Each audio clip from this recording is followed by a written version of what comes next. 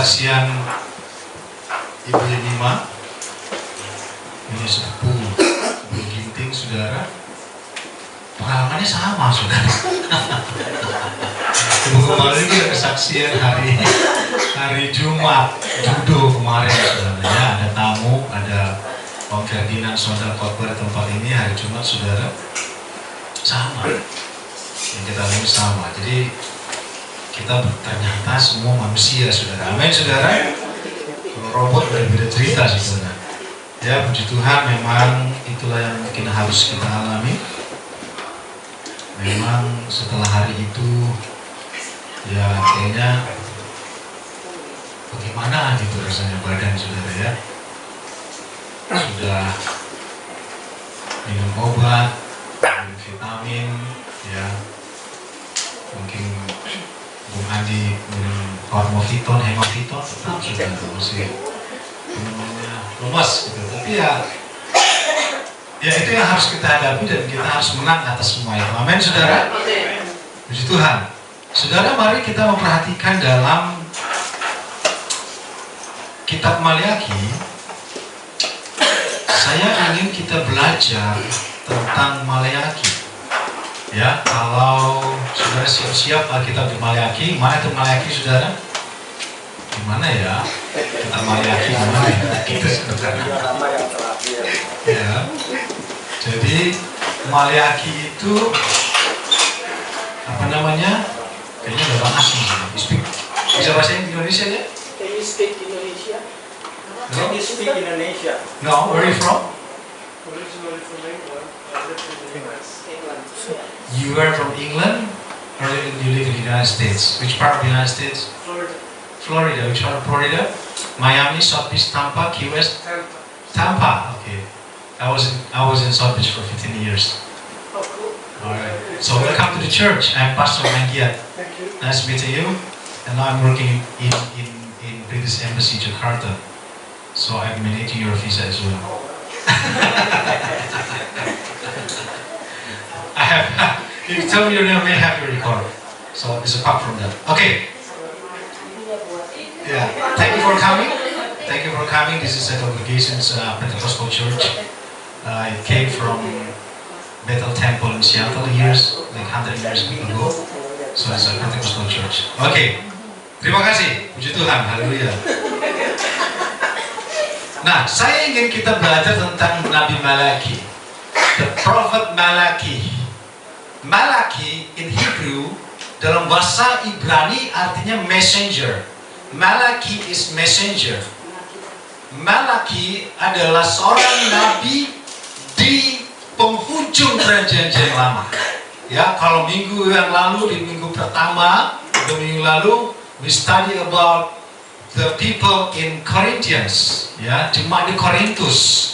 Saudara masih ingat bagaimana keadaan jemaat di Korintus? Saya rindu saudara, saya bukan hanya khotbah, tapi saya juga mengajar, memberikan kepada kita pelajaran pengertian tentang banyak hal dalam Alkitab. Now we study about Maleakhi. Maleakhi adalah seorang nabi di penghujung perjanjian lama.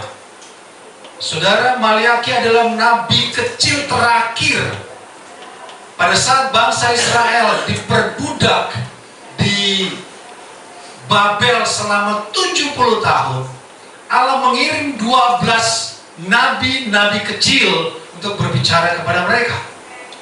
Ya, as you know, Israel was enslaved in Egypt for 400 years. And another time also, Israel was enslaved in Babylonia for another 70 years. 70 tahun lagi mereka harus diperbudak. That's why God sent 12 prophets to talk to them while they are being enslaved. Pada saat mereka sedang diperbudak, saudara, Allah mengirimkan 12 nabi kepada mereka. Nabi terakhir adalah Maleakhi. Jadi Maleakhi ada di zaman mereka keluar dari perbudakan di Babel. Setelah nabi-nabi Nehemia, nabi-nabi yang lain, saudara, lebih kecil, Zefanya, Hagai, barulah nabi Maleakhi muncul kurang lebih 100 tahun setelah mereka menetap kembali ke Israel.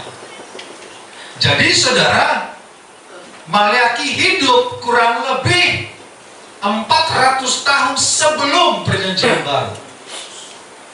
Jadi artinya kurang lebih 400 tahun dari kitab Maleakhi sampai Matius itu Allah tidak berbicara. Maleakhi adalah nabi terakhir di perjanjian lama dan juga menutup predikat orang sebagai nabi. Setelah Maleakhi tidak ada lagi sebutan nabi, saudara. Sekalipun orang lain mengatakan masih ada nabi, setelah itu nggak ada, saudara. Nabi Maleakhi adalah penutup. Maleakhi is the last prophet in the Old Testament. Setelah Maleakhi tidak ada lagi panggilan nabi. Panggilan itu mulai dengan kata rasul. Amin. 12 rasul, 12 nabi menutup perjanjian lama, 12 rasul memulai perjanjian baru. Tetapi 12 rasul itu tidak langsung jadi rasul. Mereka jadi apa dulu, saudara? Jadi murid. 12 murid diangkat menjadi 12 rasul. Oke. Itu saja dulu tentang Nabi Maleakhi, saudara. Sehingga ada pembagian tugas dari ke-12 nabi itu. Kalau Nabi Nehemia ditugaskan untuk membangun tembok Yerusalem, Nabi Hagai ditugaskan untuk membangun kembali reruntuhan Bait Allah. Jadi setiap nabi dalam 12 kenabian itu memiliki tugas visi masing-masing. Jadi Nabi Hagai ditugaskan untuk umat Israel membangun Bait Allah. Nabi Nehemia ditugaskan untuk membangun tembok Yerusalem. Nabi Maleakhi ditugaskan untuk mendidik mereka. Karena apa? Karena generasi yang diperbudak di Babel itu sudah mati semua. 100 tahun setelah itu muncul Nabi Maleakhi adalah berhadapan dengan generasi-generasi baru yang tidak pernah diperbudak di Babel, bahkan generasi yang tidak ikut membangun Bait Allah, generasi yang tidak ikut membangun tembok Yerusalem. Jadi generasi-generasi yang tinggal duduk tenang di Bait Allah waktu itu. Apa yang terjadi dalam masa Nabi Maleakhi? Alkitab mencatat bahwa dalam masa Nabi Maleakhi, saudara, ada 8 kali umat Israel membalas balik firman Tuhan. Jadi generasi ini bukan generasi yang diperbudak di Babel, bukan generasi yang membangun Bait Allah, bukan generasi yang membangun tembok Yerusalem. Nabi Prophet Maleakhi is not professing to people that was enslaved in Babel. It's not professing to people is building the temple of God. It's not the people that built the wall of Jerusalem, but they are the new generation that don't know nothing. Generasi nggak tahu apa-apa, sehingga mereka berani berbicara balik kepada Allah. Hanya di zaman Nabi Maleakhi ada generasi yang berani mempertanyakan firman. Hanya di zaman Nabi Maleakhi ada generasi yang berani untuk tanya balik kepada Tuhan. Perjanjian Lama, kitab terakhir. Contohnya ada 8 Alkitab mencatat. Dalam Maleakhi 1 ayat 1 sampai 2, di saat Allah berfirman Tuhan kepada Israel dengan perantara Maleakhi, aku mengasihi kamu firman Tuhan, tetapi kamu berkata dengan cara bagaimana? Gitu saudara. Baru pasal 1, Tuhan berkata kepada bangsa, aku mengasihi engkau. When God said to the people of Israel at the time, I love you. Bangsa Israel berkata, dengan cara apa? How do you love me? I don't understand. Jawaban balik itu kita belum mencatat loh, ya. Dengan cara bagaimana? Tetapi kamu berkata dengan cara bagaimana? Di saat firman Tuhan datang kepada bangsa Israel, akulah Tuhan Allahmu, Aku mengasihi engkau. Bahasa saya nanya, dengan cara bagaimana? How do you love me? How can God say God love me? How do you love me? Dia bertanya balik, saudara. Yang kedua, dengan cara bagaimana? Dalam ayat 6, saudara, kita maju ke 6. Ini hanya catatan kepada kita, saudara. Dikatakan seorang anak menghormati bapaknya dan seorang hamba menghormati tuannya. Jika aku ini bapa, di manakah hormatnya kepadaku? Jika aku ini Tuhan, di manakah takutnya kepadaku? Firman Tuhan semesta alam kepada kamu. Hai para imam yang menghina namaku, tetapi kamu berkata, dengan cara bagaimana kamu menghina namamu? Gitu. Jadi generasi nanya balik, saudara. Saudara kalau orang tua, saudara ikut ke bapak, nyuruh anak, bukan, cucu lebih dari itu. Supaya apa? Gitu. Enak gak sih, saudara? Uca, masukkan dulu. Contohnya, sepeda itu, jangan pergi di luar. Supaya apa, Mak? Gitu, saudara. Jadi Tuhan berkata dalam bagian ini ayat 6, dengan kamu telah menghina aku Tuhan loh, yang patut dihormati. Dia tanya balik, saudara, bagaimana kamu menghina Tuhan? Kamu sudah tahu, aneh Tuhan itu. When God said to the people of Israel, you have been insulting me, and Israel answer back, how do we insult you? How? Ini generasi nanya balik. Ketiga, saudara, masuk ayat 7. Kamu membawa roti cemar ke atas mezbahku. Tuhan bilang. Dia jawab lagi, dengan cara bagaimana kamu mencemarkannya? Nggak ngerti. Ini Tuhan bertanya apa? Gitu, saudara. Ini generasi zaman Nabi Malaki, saudara, yang nggak ikut membangun bait Allah, yang nggak ikut membangun tembok Yerusalem, yang nggak ngerti cara berkorban, yang nggak ngerti cara bekerja. Nenek moyang mereka dalam dipermudah jalan, saudara masih disuruh bangun tembok, masih disuruh bangun bait Allah. Jadi ada generasi yang memang sudah terlibat bangun gereja, terlibat dari nol, terlibat untuk melakukan yang baik. Tetapi ada generasi yang udah, kau gak hormati aku, kata Tuhan. Dengan cara aku menghormati Tuhan, tapi aku mengasihi kau. Bagaimana Tuhan mengasihi aku? Itu, saudara. Ada generasi aneh, saudara, di zaman mereka. Lanjut. Yang keberapa tadi? 7. Nah, sekarang pasal 2, 13-14. Dan inilah yang kedua yang kamu lakukan. Kamu menutupi mezbah Tuhan dengan air mata, dengan tangisan dan rintihan, oleh karena ia tidak lagi berpaling kepada persembahan dan tidak berkenan menerimanya di tanganmu. Dan kamu bertanya, oleh karena apa? Tuhan bilang persembahan kami itu nggak jujur. Persembahan kamu itu bagaimana?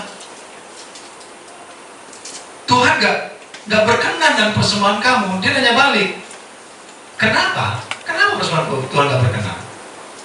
Jadi ini yang mana Tuhan, yang mana umat, gitu, saudara. Lanjut. Yang kelima, Malaikat 2 ayat 17. Kamu menyusahai Tuhan dengan perkataanmu, tetapi kamu berkata, dengan cara bagaimana kamu menyusahai Dia? Nanya balik, saudara. Kamu mendukakan Roh Kudus. Dia nanya balik, bagaimana cara mendukakan Roh Kudus? Kok bisa mendukakan Roh Kudus? Emang apa yang kamu perbuat?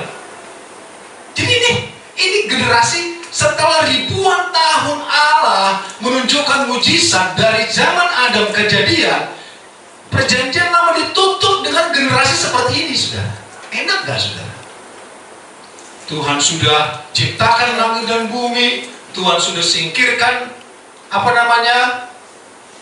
orang-orang berdosa zaman Nuh. Tuhan sudah menolong mereka dalam perbudakan. Tuhan sudah, banyak nabi-nabi, saudara. Ada banyak nabi, kurang lebih orang bilang 20-25, terserah.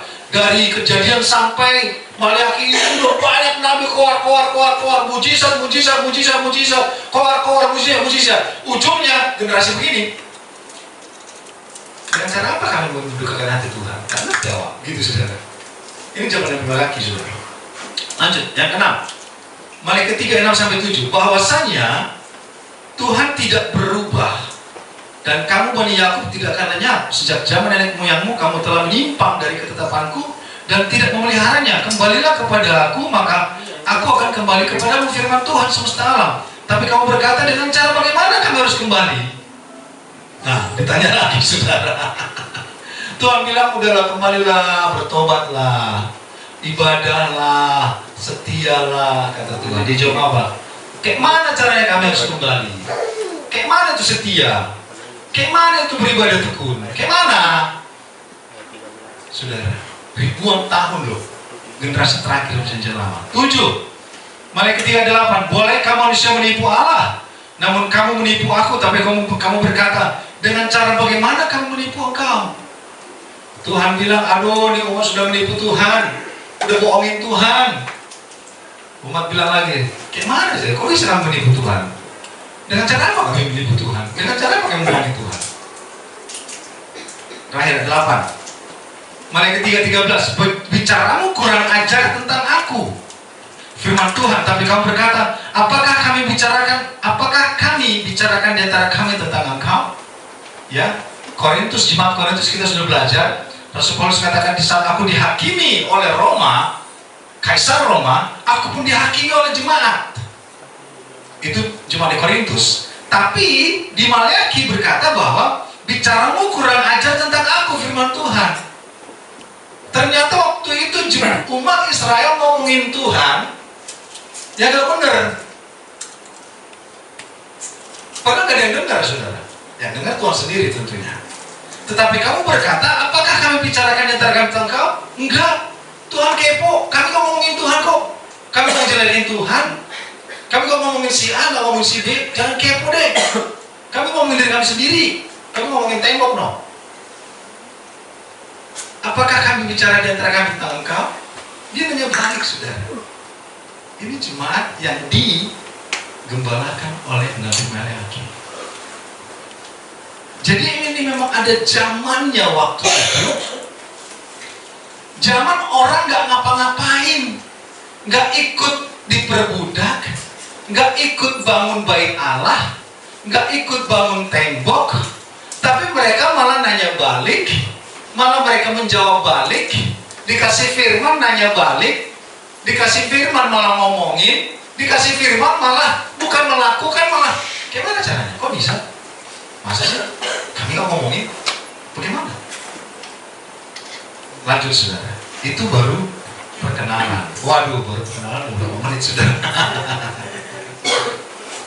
Saudara, saya sangat rindu bahwa kita menjadi umat yang terdidik. Amin. Menjadi umat yang tahu firman.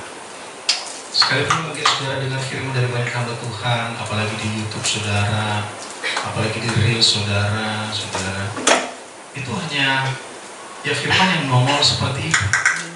Tapi saya mau kita menjadi umat yang terdidik. Amin. Menjadi murid Tuhan. Jadikanlah segala bangsa apa?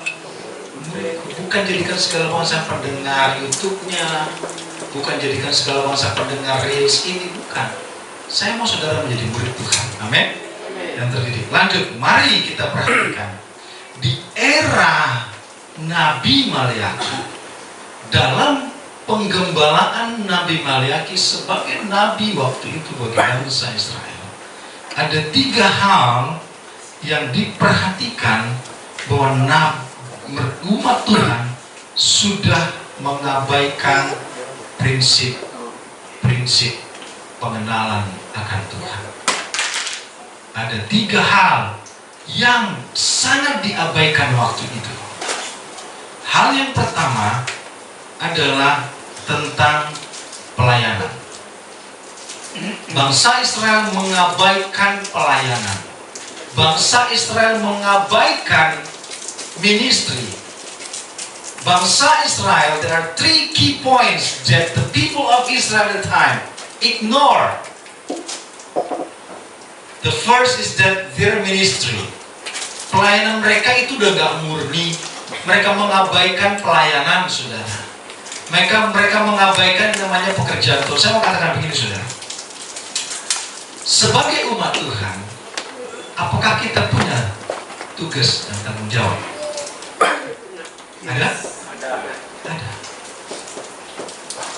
Saudara, banyak orang berpikir menjadi jemaat Tuhan, menjadi umat Tuhan, hal yang paling mudah, tinggal datang, duduk, gereja, ibadah. Tetapi yang Tuhan mau adalah hubungan, amin. Yang Tuhan mau adalah pengenalan. Yang Tuhan mau adalah pengertian kita. Maka gereja lain, saudara, menjadi jemaat itu gak gampang. Syaratnya macam-macam, saudara. Itu organisasi. Tetapi saya membawa kita kepada pengertian menjadi umat Tuhan menurut Alkitab itu bagaimana? Menjadi umat Tuhan menurut Alkitab itu bagaimana? Bukan cuma kita berpikir menjadi jemaat menurut gue itu begini. Itu gue udah benar, jadi jemaat beginilah. Tidak. Saya mau kita masuk kepada standarnya Alkitab. Amin. Bukan standar saudara, bukan standar saya, bukan standar orang dunia, bukan standar orang di sekitar saudara. Saya mau angkat saudara bahwa pengertian bahwa menjadi jemaat Tuhan ada standarnya menurut Alkitab. Malaki 1 ayat 7-8. Mari kita perhatikan apa yang diabaikan umat Israel di zaman penggembalaan Nabi Malaki. Malaki 1 ayat 7-8. Kamu membawa roti cemar ke atas mezbahku, tetapi berkata, dengan cara bagaimanakah kami mencemarkannya? Dengan cara menyangka mezbah Tuhan boleh dihinakan. Apabila kamu membawa seekor binatang buta untuk dipersembahkan, tidakkah itu jahat? Apabila kamu membawa binatang yang timpang dan sakit, tidakkah itu jahat? Cobalah menyampaikannya kepada bupatimu. Apakah ia berkenan kepadamu? Apalagi menyambut engkau dengan baik? Firman Tuhan semesta alam. Jadi bangsa Israel, umat Israel waktu itu membawa persembahan ke rumah Tuhan. Persembahan yang cacat, yang cemar. Kita ingat bagaimana Kain dan Habel di awal-awal, saudara. Makanya mereka berpikir, kok Tuhan gak berkenan dengan persembahan saya. Kita pikir semua persembahan kita itu berkenan di hadapan Tuhan. Kita berpikir bahwa apa yang kita bawa itu berkenan di hadapan Tuhan. Ada ukuran yang Tuhan tetapkan. Menjadi jemaat yang benar. Saudara mau jadi Kristen atau menjadi jemaat yang benar, saudara? Karena sorga bukan untuk orang Kristen. Sorga pun hanya untuk orang yang hidup benar, melakukan firman di hadapan Tuhan. Amin. Jadi kamu mencemarkan rumah Tuhan, kamu membawa sesuatu yang cemar, yang timpang, yang sakit, kamu membawa persembahan tidak murni di hadapan Tuhan. Lanjut, saudara, bahwa dikatakan lagi ayat 13-14 masih Malaki 1. Kamu berkata, lihat alangkah susah payahnya, dan kamu menyusahkan aku, firman Tuhan semesta alam. Kamu membawa binatang yang dirampas, binatang yang timpang dan binatang yang sakit. Kamu membawanya sebagai persembahan. Akan berkenankah aku menerimanya dari tanganmu, firman Tuhan? Terkutuklah penipu yang mempunyai seekor binatang jantan di antara kawanan ternaknya, yang dinazarkannya tetapi yang persembahkan binatang yang cacat kepada Tuhan. Sebab aku ini raja yang besar, firman Tuhan semesta alam, dan namaku ditakuti di antara bangsa-bangsa. Tetapi saudaraku yang kekasih di dalam Tuhan, bahwa Tuhan sebenarnya punya standar. Kita berpikir bahwa kita mau bawa kampret pun Tuhan terima, gitu, saudara. Kita mau bawa sesuatu yang ala kadarnya pun Tuhan terima. Kita mau bawa recehan pun Tuhan terima. Nilainya sama dengan Pak Oga, Tuhan terima. Kan Tuhan melihat hati. Saudara, saya mau katakan, saya mau membawa saudara menjadi jemaat yang benar di hadapan Tuhan, supaya saudara diberkati dan saudara selamat di hadapan Tuhan. Amin. Orang lain urusan mereka. Saya tidak berdosa kepada Allah. Saya harus sampaikan ini kepada engkau. Lalu orang Israel bertanya balik. Nah, biasa, saudara. Kenapa gue harus bawa persembahan yang benar? Kenapa gue harus menjadi jemaat yang benar? Kenapa gue harus menjadi jemaat yang setia? Sementara orang di luar sana gak pernah ibadah, mereka diberkati. Gak pernah bawa persembahan kepada Tuhan, mereka diberkati. Orang di luar sana udah kaya makin kaya, gue malah disuruh harus begini dan begitu. Ayat 17, Malaki 2:17. Kamu menyusahi Tuhan dengan perkataanmu, tetapi kamu berkata, dengan cara bagaimana kamu menyusahi Dia? Dengan cara kamu menyangka setiap orang yang berbuat jahat adalah baik di mata Tuhan. Kepada orang-orang yang demikianlah Ia berkenan, atau jika tidak, di manakah Allah yang menghukum? Orang lain jahat kok nggak pernah dihukum. Saya mau katakan begini, saudara. Mereka yang hidup untuk dunia, catat, mereka yang hidup untuk dunia, people who live for the world will enjoy the world for a short time. Mereka yang hidup untuk dunia akan menikmati dunia untuk waktu yang singkat. After that, they will suffer for a very long time. Setelah itu mereka akan menderita dalam waktu yang sangat panjang. But people who live for the Lord will suffer in this world for a very short time. After that, we will enjoy a joyful life with God for a very, very long time. Amen. Orang yang hidup untuk Tuhan, mereka akan hidup menderita untuk sementara waktu, tapi mereka akan menikmati kebaikan Allah dalam kekekalan yang selama-lamanya. Amin, saudara. Saudara mau pilih mana? Makanya saudara, konsentrasi kita, kalau fokus kita untuk hidup ini saja, kita akan selalu kecewa dan selalu kecewa. Tapi kalau kita memutar pikiran kita, adjust your mind to the eternal life to go, eternal life to come, kita gak akan pernah kecewa. Amin. Karena kita tahu, this is simple. Okay, I'm gonna have a very good life later after this. Jadi saudara gak akan kecewa, saudara gak akan berat rasanya. Konsentrasinya bagaimana? Kalau coba kita perhatikan Roma 8 ayat 18. Roma 8:18 ya. Sebab aku yakin bahwa penderitaan zaman sekarang ini tidak dapat dibandingkan dengan kemuliaan yang akan dinyatakan kepada kita. Amin, saudara. Coba King James ya, bisa. Jadi 8:18, Roma 8:18. Jadi saudara, ternyata penderitaan zaman sekarang tidak bisa dibandingkan dengan kemuliaan yang akan dinyatakan kepada kita.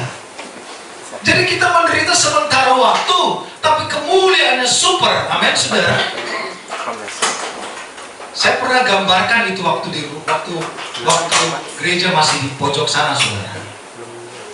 Saya pernah gambarkan. Contohnya, saya masih ingat kata-kata saya, saudara. Contohnya, saya kata waktu itu, contohnya Bung Daniel, saya suruh cuci mobil. Biasanya cuci mobil upahnya 50.000, tapi saya kasih 2M. Itu saya ingat kata-kata saya dulu waktu, saudara. Sebanding nggak, saudara? Sebanding nggak? Cuci mobil upahnya 2M? Tidak. Sebanding. Itu yang Rasul Paulus katakan, for I reckon that the sufferings of this present time are not worthy to be compared with the glory which shall be revealed in us. Amen. Gak sebanding, saudara. Makanya konsentrasi kita, kalau untuk hidup sekarang terus, saudara, berat. Kita akan kecewa, lihat kanan kiri, waduh ini bangke semua yang kerja sama gue gitu, saudara. Kecewa. Tapi kalau konsentrasi kita untuk hidup yang akan datang, saudara, kita akan selalu dikuatkan. Amin. Ini generasi di zaman Maleaki, saudara. 8 kali loh Tuhan berfirman, 8 kali dijawab sama dia. Bingung yang mana Tuhan, yang mana umat, saudara.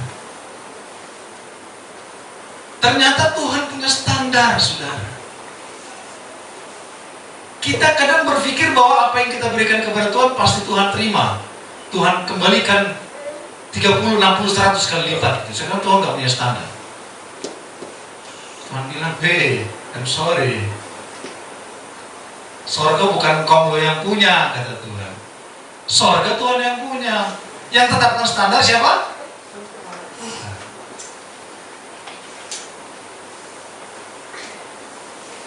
Mulai berpikir nih, ternyata berat juga jadi jemaat itu, saudara.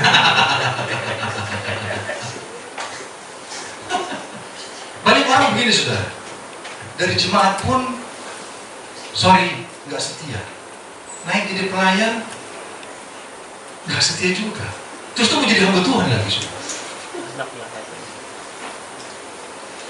Ini di Medan. Oh maaf ya orang Medan. Begini, di Medan ada orang saudara. Katakanlah si Ucok namanya. Badungnya minta ampun saudara. Bandelnya minta ampun. Udah nggak bisa dia lagi dididik sama bapak mamanya. Kalau begitu Ucok, kau karena tidak mampu lagi bapak mama mengubah hidupmu Ucok, kau sekolah kita lah, biar bertobat kau gitu saudara. Kayaknya solusinya benar ya. Solusinya kayaknya benar gitu. Tapi si Ucok ini saudara, jadi jemaat setia gak pernah, jadi pelayan setia gak pernah, tiba-tiba jadi hamba Tuhan saudara. Jadi hamba Tuhan ribut kerjanya saudara sampai sekarang. Makanya gak heran banyak hamba Tuhan saudara, maaf sekali, gak pernah setia jadi jemaat, gak pernah setia melakukan firman jadi pelayan Tuhan, tiba-tiba jadi gembala, jadi pendeta saudara. Ada pernah kesini dua orang pengerja saudara, ngaku pengerja, oh saya sekolah kitab di sini kelas 1 kelas 2. Tapi sekarang hilang. Karena saya pikir dia nggak pernah setia jadi jemaat, nggak pernah benar jadi jemaat. Emang Tuhan gampang gitu ya? Itu yang kita semua. Makanya saudara kita setia jadi jemaat, lakukan firman. Jadi murid Tuhan aja deh, setia. Buahnya kita akan terima sendiri. Amin saudara. Hal yang kedua yang sangat digarisbawahi, yang umat di zaman Nabi Malaki itu banyak sekali mereka lupakan. The second thing that the people of Israel neglected during the prophecy of Prophet Malaki is about marriage, tentang pernikahan. Saudara lihat gereja-gereja besar, saudara, wah puji Tuhan, haleluya. Saudara nggak tahu di dalamnya, kita nggak tahu. Ternyata konteks pernikahan mereka hancur, saudara. Banyak perselingkuhan, banyak TTM, saudara. Banyak keluarga yang broken home. Mereka berpikir keluarga broken home adalah gue korban. Bukan, lu pelakunya. Banyak orang merasa korban. Tuhan, aku korban dari semua kehancuran ini. Tuhan bilang, lu kali pelakunya. Hal yang kedua, the second thing is about marriage. The people of Israel, they are not holy in their marriage. Mereka tidak kudus dalam pernikahan mereka. Mari kita perhatikan dalam Malaki 2 ayat 14 sampai 16. Dan kamu bertanya, oleh karena apa? Sebab oleh sebab Tuhan telah menjadi saksi antara engkau dan istri masa mudamu. Saudara, pernikahan Kristen nggak perlu saudara panggil kepala desa jadi saksi, nggak perlu saudara panggil jenderal jadi saksi. Yang jadi saksi adalah Tuhan sendiri. Amin. Jangan kok orang lain patentengan saudara. Saksi pernikahan anak kami nanti adalah Bapak Gubernur Edi Rahmayadi, Gubernur Sumatera Utara. Saksi pernikahan orang Kristen adalah Tuhan sendiri. Amin. Oleh sebab Tuhan telah menjadi saksi antara engkau dan istri masa mudamu, yang kepadanya engkau telah tidak setia, padahal dialah teman sekutumu dan istri seperjanjianmu. Bukankah Allah yang esa menjadikan mereka daging dan roh? Dan apakah dikandaki kesatuan itu? Keturunan ilahi.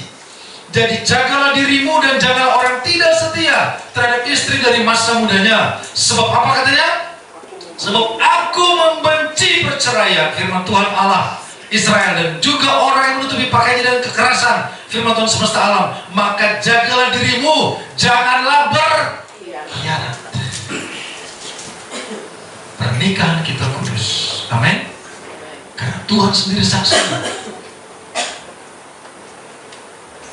Dan Tuhan katakan bahwa jangan sampai tidak setia, karena dia adalah teman sewaris seperjalanan saudara. Memang berat. Saya mau katakan begini, pernikahan bukan untuk mencari kebahagiaan. Saudara jangan salah. Kalau saudara menikah ingin bahagia, persepsi Anda salah. Bagaimana mungkin seorang laki-laki yang tidak bahagia bertemu dengan seorang perempuan yang tidak bahagia, mereka menikah jadi bahagia? Make sense nggak, saudara? Yang ada makin gak bahagia, nggak mungkin negatif tambah negatif, positif nggak mungkin, saudara. Makin negatif, gak ada, saudara. Makanya saya mau katakan, orang menikah bukan untuk mengejar kebahagiaan. Marriage is not to gain happiness, but marriage is to gain holiness. Amin. Pernikahan itu mengejar kekudusan. Karena dengan cara menikahlah kita semakin dikuduskan oleh Tuhan. Amin, saudara. Pernikahan itu bukan mencari kebahagiaan. Kalau saudara nikah mencari bahagia, saudara ribut terus yang ada. Tapi percayalah, pernikahan itu untuk mengejar kekudusan. Karena pernikahan itu adalah cara Allah menunjukkan bagaimana Allah dengan umatnya. Dalam keluarga kita dididik untuk mengerti, untuk sabar, untuk mengasihi, untuk mencintai, untuk mengayomi. Dalam keluarga kita dididik untuk melihat semuanya itu. Itu bentuk dari bagaimana Allah dengan gerejanya. Allah begitu setia mengasihi, melindungi, menaungi, memagari, saudara. Makanya saya sering katakan, orang yang gak setia beribadah, jangan-jangan dia gak setia dalam pernikahan mereka. Ketidaksetiaan beribadah bisa memicu ketidaksetiaan dalam rumah tangga. Makanya saudara, hati-hati. Karena pernikahan adalah gambaran kasih Allah kepada wanita. Kita lihat contoh, Yesaya 54 ayat 5. Terang-terangan Tuhan ngomong. Yesaya 54 ayat 5. Sebab yang menjadi suamimu adalah Dia yang menjadikan engkau. Tuhan semesta alam namanya. Yang menjadi penebusmu Allah yang Maha Kudus, Allah Israel. Ia disebut Allah seluruh bumi. Puluhan kali Allah berkata, aku adalah suamimu, suami dari gereja. Kita menjadi mempelai wanita dikala nanti kita bertemu dengan Allah. Tapi jangan berpikir kehidupannya adalah, waduh, bahaya nih. Nikah itu identik dengan seks. Saya berkata, I'm telling you, there is no sex in heaven. Pernikahan bukan kesenangan seks. Pernikahan gereja dengan Kristus adalah kehidupan bersama. Amin. Kepemilikan yang paten. Pernikahan adalah kepemilikan, saudara. Jadi semuanya bicara kepemilikan. Coba kita lihat dalam Yeremia 3 ayat 14.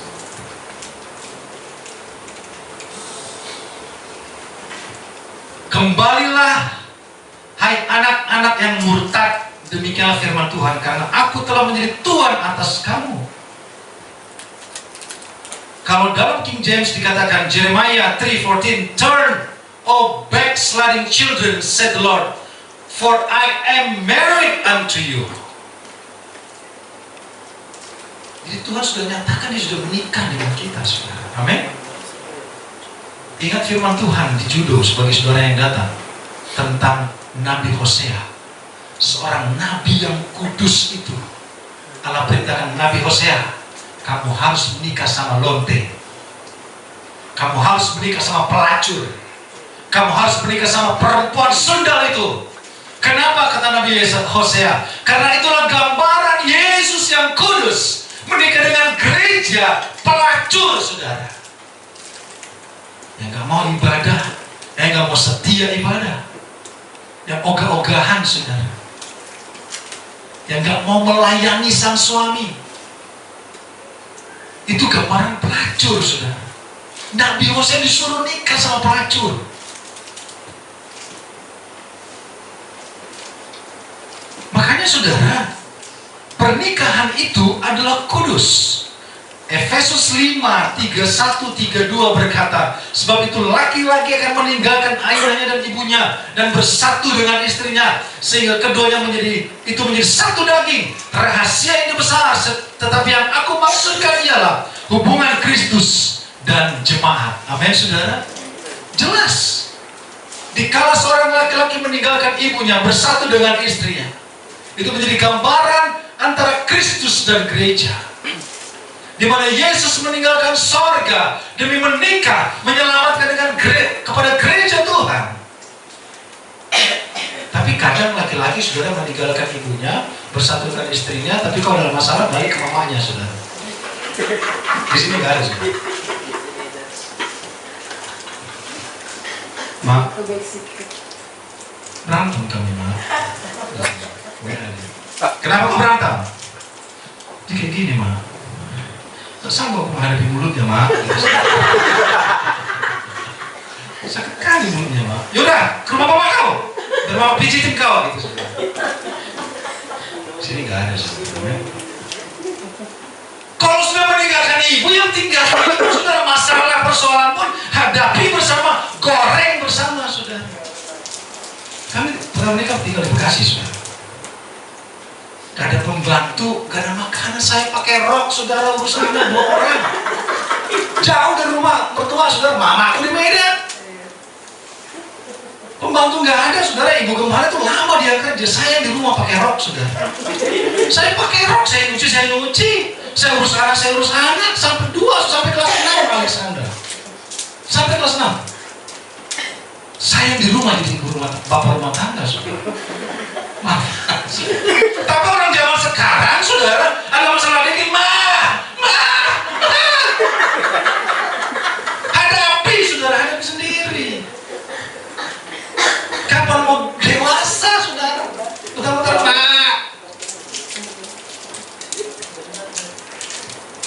Makanya seorang laki-laki meninggalkan ayahnya dan ibunya, bersatu dengan istrinya, saudara. Saya pakai rok, saudara. Saya nyuci. Saya supir anak, kejar-kejar anak, saudara. Saya bawa mereka jalan ke kompleks, saudara. Saya bawa jalan mereka, saya kasih makan sama ibu yang lain pakai kerudung. Makan anak, gitu. Saya lakukan, saudara. Mereka berpikir biasanya kalau di Batak itu nggak pernah ngasih makan anak, saudara. Biasanya sangar, gitu, saudara. Gambaran Kristus dengan gereja, amin. Setia, karena ibadah itu bicara kesetiaan. Seperti kita setia kepada seorang suami yang harus dilayani, saudara. Kalau Tuhan sudah katakan 6 hari bekerja, 1 hari sabat, datang layani Tuhan, saudara. Kalau sebagai seorang laki-laki sudah capek kerja, aduh, ini contoh hari, mohon maaf, saudara, mohon maaf, ini ada silihku nih. Apa seperti pulang manda, saudara, dia habis kerja di proyek, pulang, saudara, berharap kan disuguhin paling enggak teh manis lah, air putih sama ibu pengganti, kan gitu ya. Ini dicuekin, saudara, dilayani. Itu sama gambarannya Tuhan, saudara. Sudah seminggu Tuhan mau ketemu, Tuhan minta dilayani, Tuhan minta dipuji, gak datang, saudara. Yang ada pas itu bilang, kayak gini gitu, saudara. Lalu tes manis, gitu. Pandai. Balik lagi ke proyek, saudara. Hanya begini loh. Gak kubrekin kopi es manis, pindah dulu susu gitu, saudara. Tuhan minta dilayani, saudara. Seperti seorang istri melayani suaminya.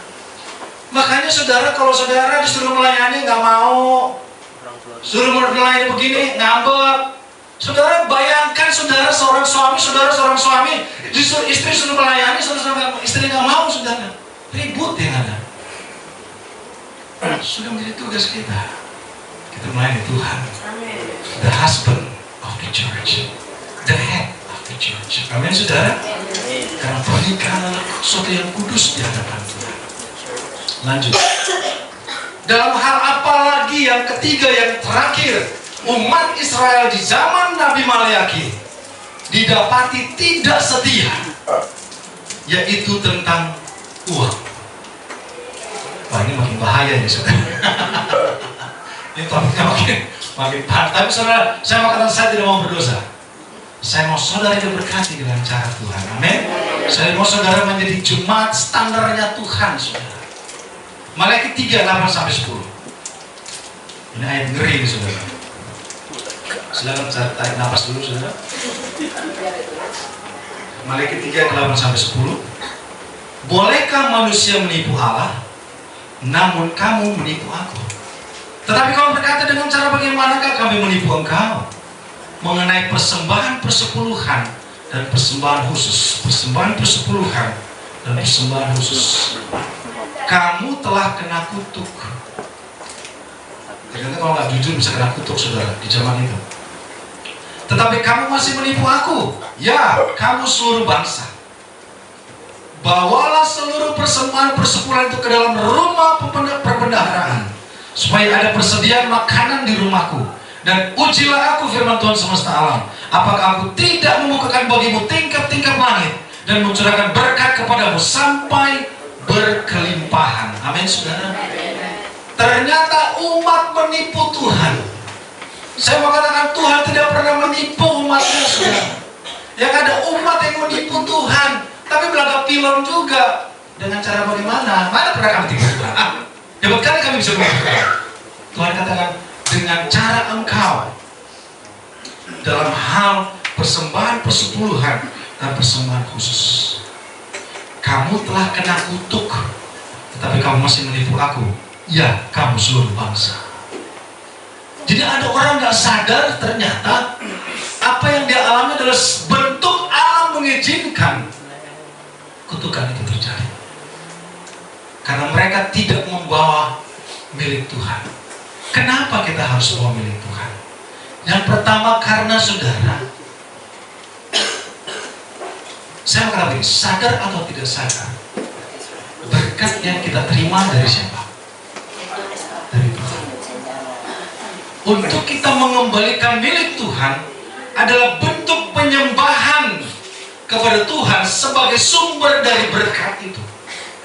Jadi kalau saudara punya penghasilan, gak pernah kembalikan milik Tuhan, itu sama jadi saudara tidak mengakui bahwa apa yang saudara terima itu datang dari Tuhan. Mungkin saudara berpikir itu datang dari Sang Maharaja, saudara.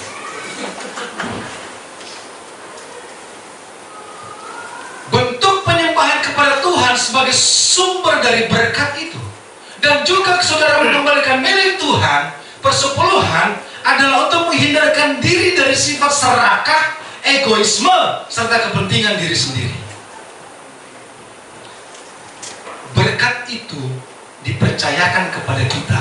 90% kita kelola, 10% saudara bawa kepada Tuhan. Amin. Tapi om, waktu ditayangkan itu cuma itunya jemaat yang kembalikan milik Tuhan. Ya jangan tanya saya, tanya orangnya. Tapi om, di situ ada pelayan nggak pernah kembalikan milik Tuhan. Jangan tanya saya, tanya orangnya. Tapi om, di situ ada pengerja nggak pernah kembalikan milik Tuhan. Jangan tanya saya, tanya orangnya. Saya harus jujur dapat saudara. Apapun teologi saudara, saudara wajib mengembalikan milik Tuhan di mana engkau makan. Amin. Karena firman Tuhan katakan supaya terbendahara makanan di rumah. Tapi banyak kita makan di sini, bayarnya di sana. Enak saudara. Tapi om, kan menurut Alkitab enggak ada saudara. Saudara kembali milik Tuhan di mana engkau makan? Tapi selama ini om, saya makan di sini sih om, tapi saya bayarnya di sana. Makanya Tuhan bilang kamu kena kutuk. Saya harus keras kepada saudara, supaya saudara mulai diberkati Tuhan. Amin. Hak kita cuma 90%, 10% itu hak Tuhan.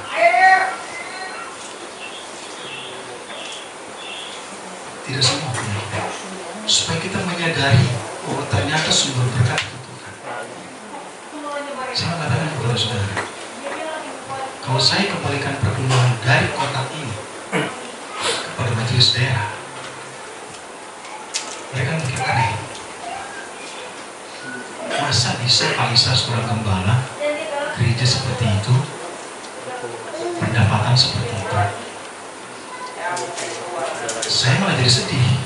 Mereka akan berpikir, kita cuma kan dididik bahwa milik Tuhan. Berarti mereka belum masuk pada standar jemaat, masih standar simpatisan, saudara. Di GPDI, saya mau katakan, di GPDI, ukuran jemaat bukan daftar, ukuran jemaat kembalikan milik Tuhan. Itu di GPDI. Makanya kalau ada jemaat yang tidak kembalikan milik Tuhan, tiba-tiba sakit atau bagaimana, di GPDI saudara, dia bisa katakan, di simpatisan, kok bisa? Sudah 3 tahun ibadah, tidak pernah kembalikan milik Tuhan. Perbendaharaan makanan di rumahku, Tuhan katakan, adalah bicara tentang firman. Saudara makan firman, perbendaharaan makanan firman. Saudara, setiap hari kita ada renungan harian di Instagram Ayah. Setiap hari kita ada renungan di YouTube podcast kita. Jumat dan Minggu kita ada firman Tuhan. Kewajiban gereja sudah terpenuhi. Amin. Sekarang kewajiban kita sebagai jemaat terpenuhi enggak? Jadi jangan kita berpikir, waduh, enak ternyata di jemaat ya kalau di Kristen ini. Nggak perlu lah kayak gini. Kita cuma datang. Enggak, saudara. Itu menurut ukuran saudara, tapi menurut ukuran Tuhan itu berbeda. Dan saya mau giring saudara kepada standarnya Tuhan. Amin. Saudara mungkin berpikir ini aneh. Tidak. Kami pun kembalikan perpuluhan kepada wilayah, kepada ini. Bahkan kami pun mengembalikan perpuluhan ke tempat ini seperti jemaat yang disunat. Karena kami tahu perpuluhan itu bukan untuk manusia. Untuk siapa? Untuk Tuhan. Karena kami menyadari income kami itu ada yang kasih. Bukan opung kami, saudara, tetapi Tuhan. Maka selama saudara tidak kembalikan apa menjadi haknya Tuhan, Allah akan ambil haknya itu dengan caranya Tuhan. 70 tahun bangsa Israel diperbudak di Babel karena selama 490 tahun 490 tahun bangsa Israel tidak kembalikan milik Tuhan. Maka Tuhan katakan, selama 70 masa engkau tidak mengembalikan apa menjadi milik Tuhan, Tuhan akan tarik mereka menjadi budak di Babel. Mereka harus bayar harga itu. Apalagi yang Tuhan ambil, Tuhan akan tarik damai, Tuhan akan tarik sukacita, Tuhan akan tarik keberuntungan saudara. Makanya banyak orang betul-betul sial, betul-betul sial saudara. Kenapa? Karena Tuhan sudah tarik keberuntungan itu. Kenapa dalam keluarga mereka ribut terus, kakak, adik, abang, ipar semua ribut gampar-gamparan? Karena mereka tidak kembalikan milik Tuhan. Tuhan sudah tarik damai itu dari mereka.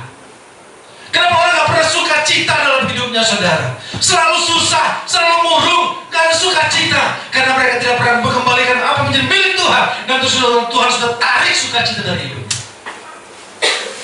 Jadi mahal saudara. Kenapa anaknya jadi gembel semua saudara? Karena mamanya gak pernah kembalikan milik Tuhan.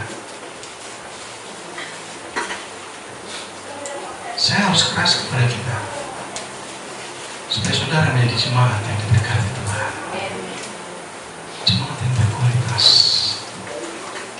Apa yang menjadi hak Tuhan, kalau saudara tidak kembalikan, Tuhan akan ambil dengan cara Tuhan. Apakah itu kesehatan?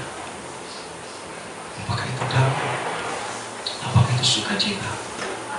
Apakah itu berkat keberuntungan? Selama 490 tahun bangsa Israel tidak kembalikan milik Tuhan. 70 tahun mereka bukan hanya jadi gembel. 70 tahun mereka diinjak-injak orang Babel.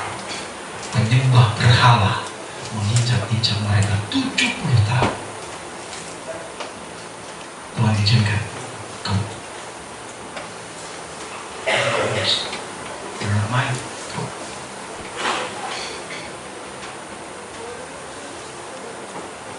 Jadi saudara, mengakhiri tahun 2024, sementara kita akan melalui, saya mau saudara memiliki pertobatan yang sungguh di dalam Tuhan. Amin.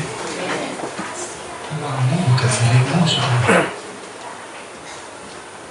Kau bisa izinkan uangmu hilang dengan cara Tuhan. Mau kau bekerja dari pagi sampai pagi, saudara. Kalau bukan Tuhan yang bukakan tingkap langit, saudara,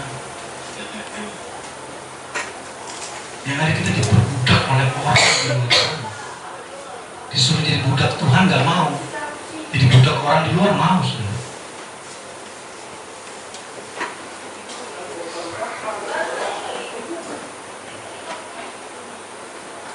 Banyak orang berpikir kenapa sih perpuluhan harus dilakukan? Kan itu cuma berjina lama. Saya mau katakan saudara, pada saat Abraham memberikan perpuluhan kepada Melkisedek, jauh sebelum 10 perintah Allah ada. Dan itu adalah perintah Tuhan yang utama di waktu itu. Terus sekarang gimana? Memang masih berlaku perpuluhan? Monggo. Itu teologi saudara, monggo. Tapi selama saudara menjadi jemaat GPDI dan doktrinnya perpuluhan, saudara harus lakukan itu. Kok bisa? Kita lihat Matius 5:18. Karena aku berkata kepadamu, sesungguhnya selama belum lenyap langit dan bumi ini, satu iota atau satu titik pun tidak akan ditiadakan dari hukum Taurat sebelum semuanya terjadi. Amin. Jadi orang berpikir perpuluhan itu hukum Taurat.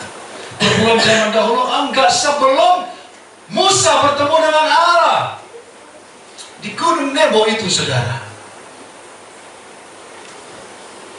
Abraham sudah melakukan perpuluhan kepada Melkisedek, opungnya Musa.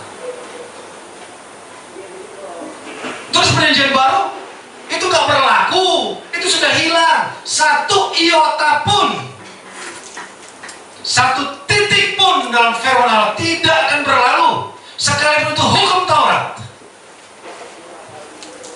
Bahkan sampai bumi lenyap, itu tetap berlaku. Saudara, saya mau saudara bertobat, karena saya pun di proses Tuhan untuk bertobat. Kami kembalikan milik Tuhan. Sebagai jemaat di zaman itu, kami di jemaat yang setia, tetap ikut firman Allah. Sebagai pelayan Tuhan di waktu itu, kami menjadi pelayan Tuhan yang setia. Makanya di saat Tuhan percayakan kami menjadi hamba Tuhan di gembala, kami pun tetap melakukan kebenaran Tuhan. Tetap saya katakan, saya nggak mau saudara meneladani saya. Saya mau saudara meneladani Tuhan. Amin. Menderita, berat yang berat, saudara. Tapi firman Tuhan harus dilaksanakan untuk saudara diberkati dan seisi rumahmu diberkati. Apa kalau enggak, saudara akan tetap menjadi jemaat belum tanggung, saudara. Menurut standar Alkitab, menurut standar Alkitab. Biar menjadi firman Tuhan bagi kita siang hari ini. Saya mau kita menjadi orang yang benar-benar menjadi jemaat dalam standarnya Tuhan. Amin, saudara. Saya minta pamit berdiri.